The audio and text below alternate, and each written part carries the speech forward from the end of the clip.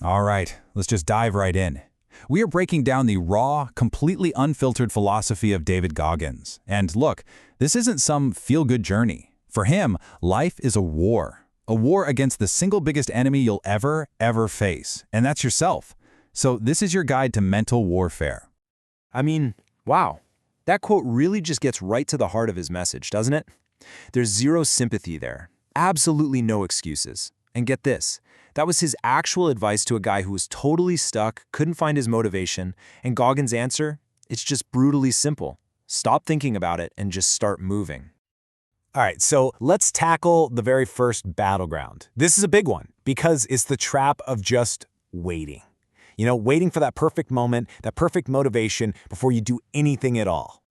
And this is just so relatable, isn't it? I mean, we've all been there. That feeling of being completely paralyzed by this long list of reasons why you can't start something. You're just waiting for this, this lightning bolt of inspiration to strike. But to Goggins, that's exactly what it is. It's a trap, a mental trap. And boom, this is where he just flips the entire self-help script on its head. He's saying that motivation isn't the thing that starts the action. No, it's the result of action. So you don't sit around waiting to find your why. You start building the machine right now so that when you finally do find your purpose, you're actually ready to go after it. I mean, just look at how simple that starting line is. We're not talking about a gym membership or some grand, complicated plan. It's literally just a floor and a pair of shoes. It really goes to show you the only real barrier isn't your wallet, it isn't your equipment, it's what's going on in your own head.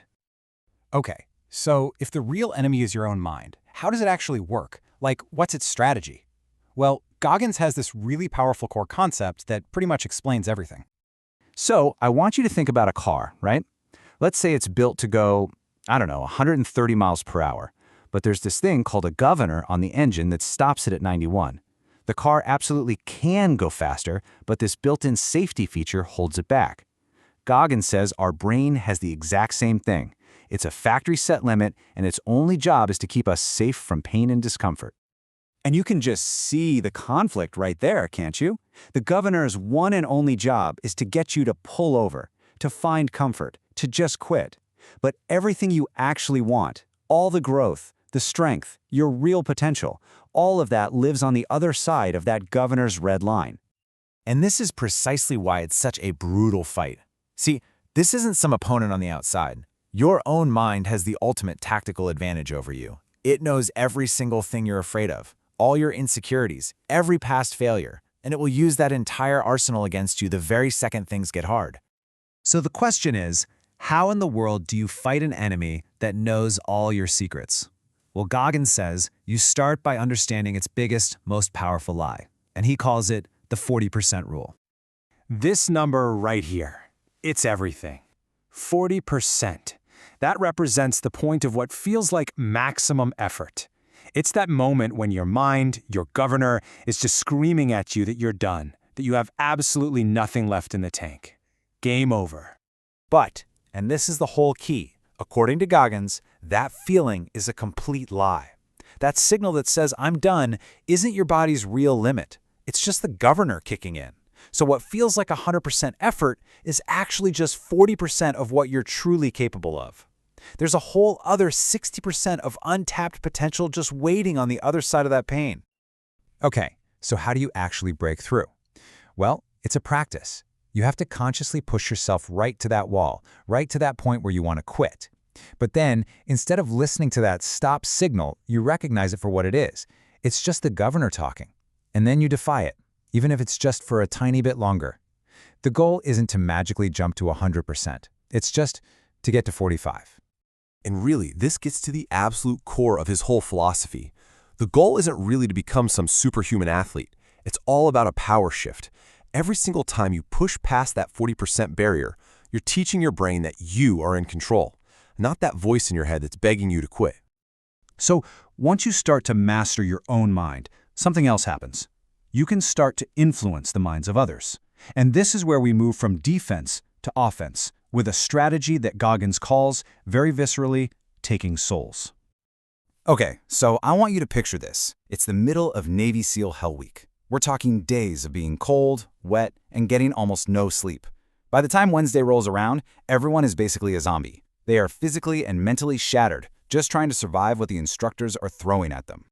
But right there, in this moment of just universal suffering, Goggins decides to do the absolute unthinkable. Instead of just being a passive victim, taking the punishment, he decides to go on the attack. He decides he's going to flip the entire psychological game on its head. So get this, while every other crew is physically shaking, barely able to hold these heavy boats on their heads, Goggins gets his crew to start pressing their boat up into the air, over and over and over again, all while screaming their boat crew number. I mean, it is just this shocking act of defiance in a place where everyone else's only goal is to just survive. And that's the moment of impact. The instructors, the guys who get their energy from watching these trainees suffer, are just completely stunned. The whole power dynamic is shattered. Goggins got inside their heads, and that is what it means to take a soul. So what's the big takeaway from that story? It's about going on offense.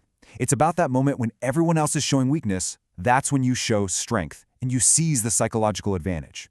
You stop just reacting to the pain, and you start using it as fuel. You literally feed off the shock of your opponents. All right, so you learn to push past your limits, you even learn how to take souls, but why? What's it all for? What's the ultimate endgame? For Goggins, it all comes down to this one really profound visualization that drives absolutely everything he does. He imagines that on the day you die, you meet God or some higher power, and they show you a chart. And on that chart is a list of all the things you could have been if you just pushed through the pain, if you'd ignored the governor, if you'd actually lived up to your full potential. Can you just imagine the horror of seeing that huge gap between the person you were and the person you were capable of becoming? So Goggins' entire life mission is to outwork that chart.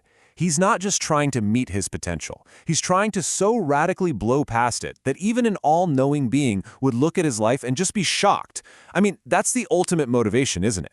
To defy even the grandest expectations anyone could ever set for you. And that's really the question this whole thing leaves us with, right? It's not about becoming David Goggins. It's about recognizing that you too have a governor. You have a 40% rule, and you have a chart waiting for you at the end of it all. So the only question that's left is, what are you going to do about it?